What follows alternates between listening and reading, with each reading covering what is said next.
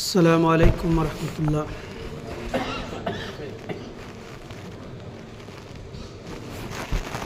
حاضرین جمعہ،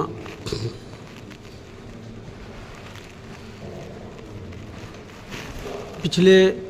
کئی خطبات سے ہمارا موضوع سماج کی جو بڑی برائیاں ہیں جسے اللہ تبارک و تعالیٰ نے گناہ کبیرہ میں شامل کیا ہے اور جس کا تعلق حقوق العباد سے ہے، یعنی بندوں کا بندے سے ہے، جس کی ہولناکیت کو ہم کماحقو نہیں جانتے۔ بارہا کہا جاتا ہے کہ حقوق اللہ میں کوتاہی آپ کا اور آپ کے رب کا معاملہ ہے، رب جانے، لیکن حقوق العباد میں کوتاہی یہیں نپٹارا ہوگا، یہاں نہیں تو وہاں بھی نہیں۔ اگر آپ نے اپنے بھائی کا کوئی بھی حق مارا ہے، دل پہ ٹھیس پہنچائی ہے، حقوق کو پامال کیا ہے، عزت پہ ڈاکے ڈالے ہیں، غیبت کی ہے، چغلی کی ہے، حسد کی ہے، تو سب کا نپٹارا یہاں ہو جائے، ورنہ رب کریم اس روز کہے گا کہ یہ جو چیزیں ہیں، آپ نے اپنے بھائی کا مال ہڑپ لیا، آپ نے بہن کا میراث نہیں دیا، آپ نے فلاں چیزیں حق کی پامالی کی، لہذا وہ ان کا تعلق تھا، یہاں میرے یہاں اس کو معاف کرنے کا گنجائش بہت کم ہے۔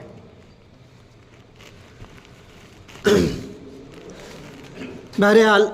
آج جو میرا موضوع ہے وہ یہی ہے کہ یہ بھی سماج سے لگتی ہوئی چیزیں ہیں۔ حقوق العباد کا بحث چل رہا تھا کہ کس کے حقوق مارے، کس کے حق تلف کیے، کن کا حق تھا، کن کو ہم نے ادا نہیں کی،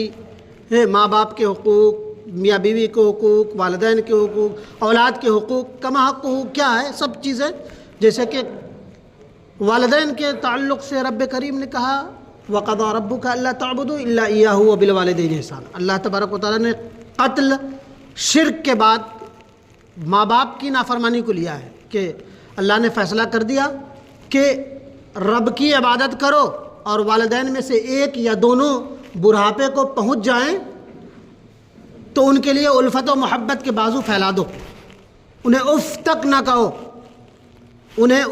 کہو، ان کے بڑھاپے میں ان کے چرچراپن کی وجہ سے تمہیں ان کی باتیں کچھ ناگوار بھی ہوں تو آپ ان کو برداشت کرو، اور اپنے بچپنا کو یاد کرو، جب تم ننھے سے جب پیدا ہوئے تو انہوں نے کس قدر خوشی سے لوگوں میں یہ مژدہ سنایا تھا کہ بیٹا یا بیٹی ہوئی ہے۔ پہلے لقمے پہ جو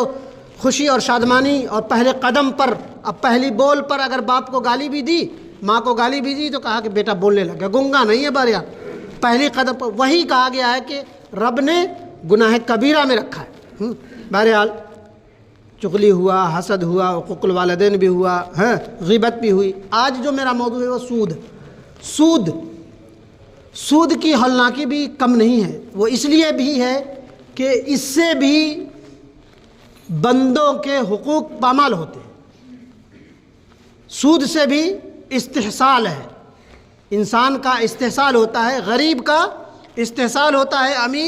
امیر بنتا چلا جاتا ہے، غریب مزید غربت کی چکی میں پستا رہ جاتا ہے، اور مذہب اسلام استحصال کو بہرحال پسند نہیں کرتا، اس لیے سود کو گناہ کبیرہ میں، اور 7 موبقات، 7 کبیرہ گناہ جو ٹاپ کے ہیں اس میں رکھا ہے۔ بہرحال یہ سود کا جو معاملہ ہے بہت پرانا ہے۔ آپ بابل کی تاریخ پڑھ لیجئے، مصر کی تاریخ پڑھ لیجئے، حمورابی اور سمریوں کی تاریخ پڑھ لیجئے، سکندر اور کہا جائے آریہ میں تو وہ اتنا وہ نہیں تھا، ان کو تجارت پہ کچھ خاص نہیں تھا۔ سمرتی جو لکھی گئی اس میں کچھ حد تک ملتا ہے کہ برہمن سے 2 روپیہ، 1.25 روپیہ، اور اس کا ویش سے 3 روپیہ، اور کیا کہتے ہیں چھتری سے 4 روپیہ، اور شودر سے 5 روپیہ، لینے کا ذکر اس میں ملتا ہے۔ بہرحال یہ سود کا اور اس کا بہت پرانا رشتہ ہے۔ بابل کے مندر اور مصر کے گرجاؤں میں مندر میں اس قدر وہ تھا کہ اس وقت کے زمیندار فصل کاٹنے سے پہلے مندروں سے سود پر قرض لیتے تھے اور جب کاٹتے تھے تو اس کو جمع کرتے تھے۔ بہرحال یہ اور اس طرح کی باتیں تھیں۔ مذہب اسلام جب آیا تو دیکھا کہ یہ تو سراسر استحصال ہے۔ زمیندار بیچارہ پوری رگے جاں لگا دیتا ہے، پوری کوشش لگا دیتا ہے، لیکن آخر میں وہ بالکل وہی فاقہ کشی کی مجبوری ہو جاتی ہے اور مندر سے اور گرجا سے انہیں سود پر قرض لینا ہوتا ہے۔ اسی طرح بہت بات تک کہ دیہات میں اور غریبوں کا جو استحصال تھا وہ جگ ظاہر ہے، اور اب جو استحصال ہے وہ بینکی نظام، بینک کا جو معاملہ ہے وہ یہ ہے کہ وہ پرا سنہرا وہ ہے کہ انسٹالمنٹ پہ مل جاتا ہے، لون مل جاتا ہے، یا آپ کو 5% سے 8% یا 10% ملتے ہیں، تو 20% اور 30% کا وہ رواج بڑا بابل کے زمانے سے رہا ہے اور مصر کے زمانے سے رہا ہے۔ حمورابی اسمبلیوں نے بھی لیا ہے۔ مذہب اسلام آیا تو ان سب چیز کو دیکھنے کے بعد صاف طریقے سے فرما دیا کہ رأس المال پر، یعنی اصل مال سے کچھ بھی پیسہ متعینہ مدت کے گزر جانے کے بعد لینا، 1 روپیہ ہو یا 2 روپیہ یا کتنا بھی ہو، وہ سود ہے۔ بہرحال اس کو کہا گیا کہ وہ اسلام میں ناقابل معافی جرم ہے۔ سود لینا، راس المال سے تھوڑا بھی زیادہ لینا وہ ہے۔ مذہب اسلام میں سود کی، انٹرسٹ کی تمام قسمیں حرام ہیں۔ 2 قسمیں جو فائدے کے ہیں بغیر محنت کے، اس میں یہ ہے کہ آپ کے پاس وہ بھی مستحب اور محبوب ترین نہیں ہے، لیکن کہا گیا کہ آپ کے پاس اگر 10 لاکھ ہے، گھر بنا دیا، کرائے سے جو پیسہ ہے وہ حلال آپ کو ہو سکتا ہے، یا مزارعت کے لیے کوئی مجبور آدمی ہے، کھیتی باڑی کے لیے یا دیا پیسے، اور اس میں سے اگر اس کو مل جاتا ہے، اور وہ اس شرط پہ کہ اگر نقصان ہوگا تو برابر کا، 2 صورتوں کے علاوہ تمام صورتیں حرام قرار دی گئی۔ انسٹالمنٹ پہ بھی معاملہ وہی ہے۔ اگر کوئی سامان لیتے ہیں آپ کو منوان اتنا ہی دینا پڑتا ہے، تب تو محل نظر ہے، لیکن اگر 2 پیسہ بھی اگر اوپر ہوا تو وہ سود ہے۔ اس کو اللہ تبارک و تعالیٰ نے اور نبی اکرم صلی اللہ علیہ وسلم نے بھیانک جرم میں ثابت کیا ہے۔ قرآن مجید سورہ آل عمران آیت نمبر 30 اور 31 میں فرمایا، یا ایھا الذین آمنوا لا تأکلوا الربا اضعافا مضاعفہ، کیا ایمان والو بڑھا چڑھا کر سود نہ کھاؤ اور اللہ تعالیٰ سے ڈرو تاکہ تمہیں نجات ملے، اور اس آگ سے ڈرو جو کافروں کے لیے تیار ہے جو سود لیتے ہیں۔ الذین یأکلون الربا لا يقومون الا كما يقوم الذي يتخبطه الشيطان من المس ذلك بانهم قالوا انما البيع مثل الربا واحل الله البيع وحرم الربا۔ سود خور لوگ نہ کھڑے ہوں گے نہ مگر اس طرح جیسے اس کو شیطان نے اور ایسی بیماری لائق ہے کہ وہ کھڑے بھی نہیں ہو پائیں گے، جیسے شیطان ان کو خبتی بنا دیا ہے۔ یہ اس لیے کہ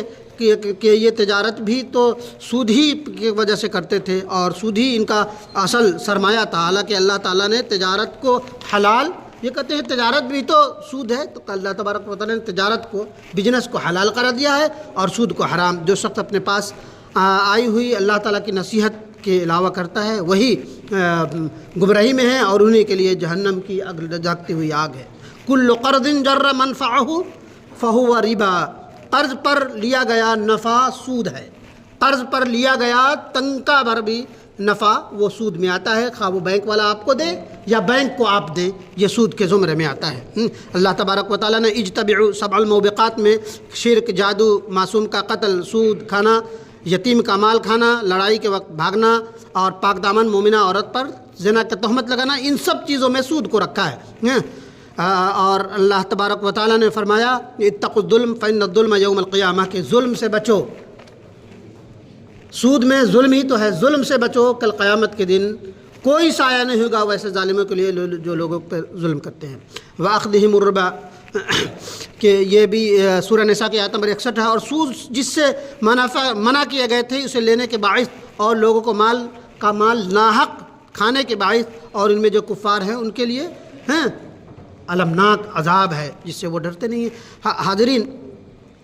اللہ کے نبی صلی اللہ علیہ وسلم نے فرمایا لعن اللہ اکل الربا وموکلہ وشاہدہ وکاتبیہ، رواہ ترمذی، کہ اللہ تبارک و تعالیٰ نے سود لینے والا، سود دینے والا اور لکھنے والے اور اس کے گواہ پر برابر کا لعنت برسائی ہے۔ اللہ نے سود کھانے والے اور کھلانے والے اور لکھنے والے تمام پر وہ کیا ہے۔ درہم ربا یاکلہ الرجل وہو یعلم وثلاثین سبعۃ وثلاثہ زنیۃ، رواہ احمد، کہ سود کا ایک درہم 36 بار زنا سے زیادہ بھیانک جرم ہے۔ اب کیوں اللہ تبارک و تعالیٰ نے رکھا ہے یہ کتنا بھیانک جرم؟ اور اگلی حدیث ہے الربا ارب الربا 73 بابا سیرها ينكح الرجل امه وان الربا عرض الرجل، رواہ مسلم، کہ اور رواہ حاکم، کہ سود کے 73 درجے ہیں، سود کے 73 درجے ہیں، اور ان کا معمولی درجہ کا گناہ یہ ہے کہ کوئی شخص اپنی ماں کے ساتھ نکاح کرے، ماں کے ساتھ زنا کرے، اور بڑا سود یہ ہے کہ کوئی مسلمان کسی کی عزت کو تباہ کرے۔ کہا کہ اتنا بڑا بھیانک جرم سے تشبیہ اللہ تبارک و تعالیٰ دی ہے، بہرحال کیوں دی ہے؟ کہا گیا کہ سود ایک تباہی ہے، ایک بربادی ہے، سود بہرحال ایک پھلتے پھولتے سماج کے لیے بہتر چیز نہیں ہے۔ جو لوگ بہت سہانا خواب لے کر کے 1 کروڑ اور 1.5 کروڑ کا مکان لے لیتے ہیں، محل لے لیتے ہیں، ان سے پوچھیے ان کی سکون اور چین زندگی میں ہی ان کا عذاب بن جاتا ہے۔ آج انسٹالمنٹ دینا ہے، آج یہ دینا ہے، یہ نہیں کریں گے تو وہ کریں گے۔ اور سب سے بڑی بات کہ سود غریبوں کا استحصال یہ ہے کہ اب تو ڈیٹا ہی چورا دیا گیا۔ ہندوستان جیسا ملک میں نہ جانے کتنے سینکڑوں بلکہ ہزاروں کسان خودکشی کرنے پہ مجبور ہو جاتے ہیں، وہ استحصال ہی تو ہے۔ ان سب چیزوں سے روکنے کے لیے اللہ تبارک و تعالیٰ نے سود کو کمحقوق بالکل گناہ کبیرہ کے ٹاپ کے زمرے میں رکھا ہے۔ بہرحال یہ اور اس طرح کی اور بھی بہت ساری چیزیں ہیں، یہاں وقت اجازت نہیں دیتا کہ بہت ساری اور لمبی چوڑی باتیں یہاں پہ کی جائے۔ بہرحال سود کی کوئی راہ ہمارے لیے جائز نہیں ہے، کوئی بھی راہ۔ ہاں ایک کمیٹی والا معاملہ ہے، کمیٹی کا معاملہ ہے، لوگ لگتے ہیں 25,000 وہ 25,000، تو اگر دوسرا مہینے میں ہی آپ کی باری آ جاتی ہے تو بقیہ جو رقم ہے وہ آپ پر قرض ہے۔ اس میں چونکہ زیادہ نہیں دیا جا رہا ہے، کمیٹی یہ محل نظر ہے، یہ کر لیتے ہیں اپنی آسانی کے لیے، کمیٹی میں اور سوسائٹی کے لوگ کرتے ہیں، وہ جائز کی شکل ہے کمیٹی والا۔ اس پہ بعض لوگ پوچھتے ہیں کمیٹی لینا کیسے ہے، تو اس میں اگر 1 پیسہ بھی کوئی انٹرسٹ نہیں ہے، کوئی اضافی رقم نہیں دی جا رہی ہے کسی کو، اور اگر کوئی لے کر کے بھاگے نہیں، اس میں سے 10 لوگ ہیں تو اگر دوسرے تیسرے مہینے یا چوتھے مہینے میں اس نے کمیٹی اٹھا لی تو اس کو قرض ہے جب تک کہ وہ جمع نہ کرے، تو اس کو محل نظر رکھا گیا ہے۔ بہرحال اللہ تبارک و تعالیٰ نے اس گناہ کو عظیم گناہ وہ کیا ہے اور اس کے لیے ناقابل معافی جرم قرار دیا ہے، اور یہ ایک طرح کے کہا گیا کہ یہ حقوق العباد میں ہے، یہ بندوں کا بندوں سے تعلق ہے۔ مسلمان تو یہ تصور نہیں کر سکتا کہ وہ کسی سے سود لے لے، یہ تو سراپا احسان اور بھلائی کا دین ہے مسلمان، لیکن جو لوگ لیتے ہیں ان کے بارے میں سخت وعیدیں ہیں، اور جو لوگ شاذ و نادر اگر لیتے ہیں تو اپنے ایمان کی بہرحال خیر منائیں کہ ہم کس بھیانک جرم کا ارتکاب کر رہے ہیں۔ اللہ تبارک و تعالی ہمیں اور آپ سب کو کما حقہ عمل کی توفیق دے، آمین یا رب العالمین۔